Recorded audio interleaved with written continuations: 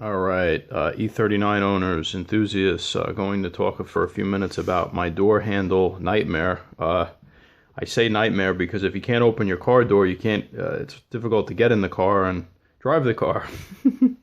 I've been going in through the passenger side, but that's another story. Here's the deal. You can't open the door from the exterior of the car. Well, if you keep pulling, I'm going to save you some suspense. You're going to tear your door handle off, which I've done twice now, by the way. I've retrofitted from a used, I think, wagon, a top handle carrier, and my original base plate on the driver's side. I now have a functional door handle again. That had to come out. And here we're looking at two distinct carrier assemblies. This is the purpose of this video, which is key. There's a lot of stuff, helpful stuff online to get to this point. Get this off, get these out. Door panels have to come off. You need some Torx hardware to remove both. Bimmer Merchants has some helpful hints on getting the door handle off. There's a guy, Artisan Photography, he's doing a black guy on a white BMW. Very in-depth tutorial on how to get this out on the driver's side. You do have to remove the latch assembly temporarily to jiggle this out. But here's the point. I was going for carrier assemblies early on in this project. I had two fail, by the way.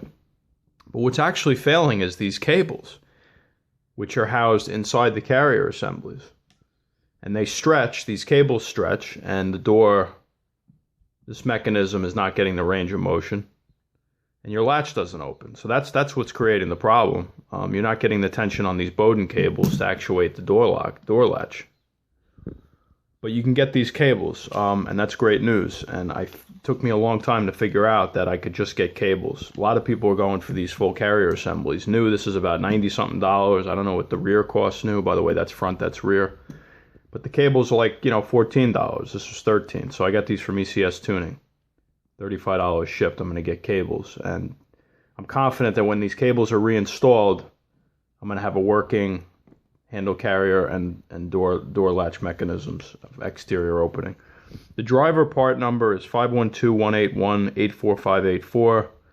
The rear driver 512-281-84588. I didn't do the passenger. You could Google those and figure it out.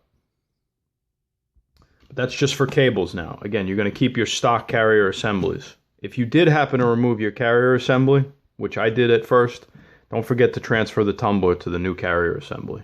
Problem with getting a used carrier assembly is you're still getting a used cable that might be partially stretched. I don't know what the life is on these. I'd say 80 to 100,000 miles, these are already starting to get weak. If you got a used part, you probably got a used Bowden cable, and you're kind of shooting yourself in the foot. So at least I'm getting a new cable when these come in, which I'm waiting on, by the way. But it's the cables that stretch. Again, I've repeated that enough. But what a nightmare, because your handle fails, and then you still can't get in your door. And the disassembly of this stuff is not necessarily easy. I wouldn't call it a beginner thing, but it is doable. It doesn't involve your powertrain, so not too bad. And I got to put this stuff back together. And there's plenty of videos on how to do that. But I want to help you isolate the problem, because I didn't see anything online about the fact that these cables are the culprit, and they are obtainable. Anywho, there's nothing wrong with these parts. I mean, this is solid plastic. I don't know what this is made of, but there's nothing wrong with these stock carrier assemblies. They don't break. It's the cables that they house that are the problem. They stretch. So that's what you got to get. All right, thanks for watching.